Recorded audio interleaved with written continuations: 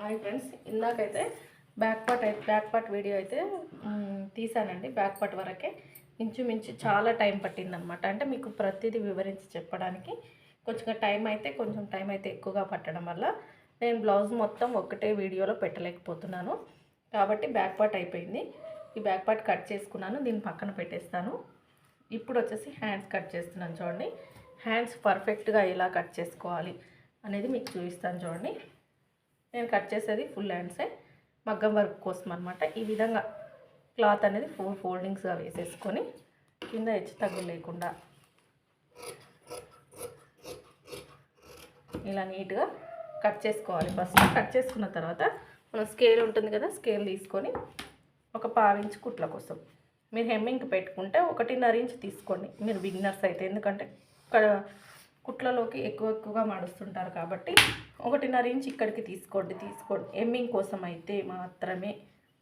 లేదు అన్లోడింగ్ చేస్తాం మేమంటే ఒక 1/2 ఇంచ్ అనేది సరిపోతుంది. ఇప్పుడు వచ్చేసి ఈ బ్లౌజ్ హైట్ హ్యాండ్ ఎంత ఉందో అంత ఈ విధంగా బ్లౌజ్ పెట్టేసుకొని చూడండి, ఇక్కడ నాకు కుట్లు ఇక్కడికి ఉన్నాయి. ఖర్చు కోసం ఇంకొంచెం పైకి పెట్టేసుకుంటున్నాను. ఇక్కడ టైట్ కుట్టు దగ్గర ఒక మార్కింగ్, ఇక్కడ చంక డౌన్ దగ్గర ఒక మార్కింగ్ అయితే ఇచ్చేసుకొని ఈ బ్లౌజ్ తీసేస్తున్నాను. ఇంకా ఈ బ్లౌజ్తో పని లేదు మనకి, అంటే టేప్తో చూసుకుందాం. మళ్ళీ ఇక్కడికి స్ట్రైట్గా ఒక లైన్ వేసేసుకొని మనకు ఆమ్ రౌండ్ ఎంత ఉంది ఈ సైజ్ కంటే 8 ఇంచుల ఆమ్ రౌండ్ ఉందండి. 8 ఇంచుల ఆమ్ రౌండ్ అంటే 3.25 ఇంచుల చంక డౌన్ ఉండాలి మనకు. ఈ ఆమ్ రౌండ్ ఈ ఆమ్ రౌండ్ని బట్టే, అంటే ఈ చంక ఇలా తిప్పుతాం కదా, ఈ లూజ్ కుట్టుని బట్టి చూడండి, ఇక్కడ ఈ లూజుని బట్టి ఈ డౌన్ ఇచ్చుకోవాలన్నమాట. హైట్ని బట్టి డౌన్ కాకుండా ఈ లూజుని బట్టి డౌన్ ఇచ్చుకుంటే బ్లౌజ్ అనేది పర్ఫెక్ట్గా కుదురుతుంది. కొంతమందికి చెప్తున్నాను, మరి హ్యాండ్స్ ఎక్కువగా లావుగా ఉంటే 9.5 కూడా వస్తుంది. నేను మొన్న ఒక వీడియో పెట్టాను, ఒక కటింగ్ పెట్టాను ఛానల్లో, చూడకపోతే చూడండి. ఆ బ్లౌజ్కు దగ్గర ఈ చంక డౌన్ ఎంత ఉందంటే, ఈ చంక టైట్ కుట్టు 1/2 ఇంచ్ తక్కువ 10 ఇంచెస్ ఉందండి. అంటే 10 ఇంచులకు కొద్దిగా తక్కువగా ఉందన్నమాట. అంత వచ్చినప్పుడు ఈ డౌన్ ఎంత తీసుకోవాలి? 3.5 చెప్తాం లాస్ట్ వరకు. కానీ అంత వచ్చినప్పుడు ఎంత తీసుకోవాలి? దగ్గర 4 ఇంచుల వరకు కూడా తీసుకోవచ్చు ఈ డౌన్ అనేది.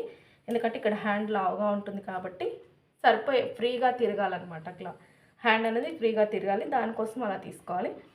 ఇప్పుడు మనకు 8 ఇంచులు వచ్చింది కదా, నేను 3.25 ఇంచులు తీసుకున్నాను. అదే 9 ఇంచులు 10 ఇంచులు వస్తే 3.5 ఇంచులు తీసుకుంటే సరిపోతుంది ఈ చంక డౌన్ అనేది. లేదు ఇంకా 6.5 7.5 వచ్చిందంటే 3 ఇంచులు సరిపోతుంది ఇక్కడ ఈ డౌన్ అనేది. 6 కంటే తక్కువ ఎవరికి ఉండదు. 6.5 ఉంటే ఉండొచ్చు, 7 7.5 8 అలా. ఇప్పుడు నేను 3.25 ఇంచులు అయితే తీసుకున్నాను. ఇక్కడ డౌన్ వచ్చేసి ఇక్కడికి ఒక లైన్ అయితే ఇలా వేసేసుకుందాం. ఫస్ట్ వేసేసుకున్న తర్వాత మనకి 8 ఇంచెస్ కదా, ఈ పైన షోల్డర్ దగ్గర నుంచి ఇక్కడ వరకు ఇలా పెట్టేసుకొని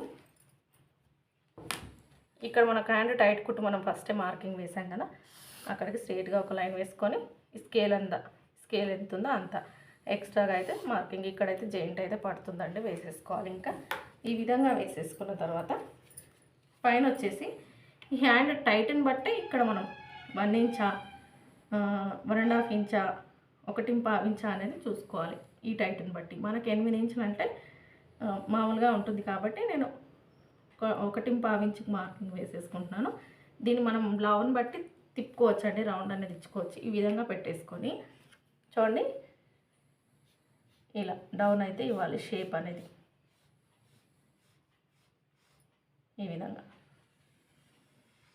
విధంగా తిరగాలన్నమాట. లేదంటే ఇలాంటి స్కేల్ ఉంటే మీ దగ్గర, ఇలాంటి స్కేలు ఏదైనా ఉంటే ఈ విధంగా చూడండి, ఈ విధంగా పెట్టేసుకొని కూడా మనం ఫస్ట్ ఇక్కడ నుంచి కదా ఇలా తిప్పేసుకొని మళ్ళీ ఇటు పక్క మనకు కావాల్సినంత ఈ విధంగా పెట్టేసుకొని ఇలా అయినా కలుపుకోవచ్చు. లేదు మేము హ్యాండ్తోనే ప్రాక్టీస్ చేస్తామంటే హ్యాండ్తోనే తిప్పేసుకోవచ్చు. మీరు బిగినర్స్ అయి నేర్చుకుంటున్నారు అనుకుంటే మాత్రం పేపర్ మీద ప్రాక్టీస్ చేయండి. పేపర్ మీద ప్రాక్టీస్ చేస్తే మీకు తొందరగా వచ్చేస్తుంది. మనకి ఇక్కడ వరకు హ్యాండ్ అయితే మొత్తం ఫుల్ మార్కింగ్ వచ్చేసింది కదా. ఇప్పుడు ఏ విధంగా అయితే మార్కింగ్ ఉందో ఆ విధంగా ఫస్ట్ కట్ చేసుకుందాం.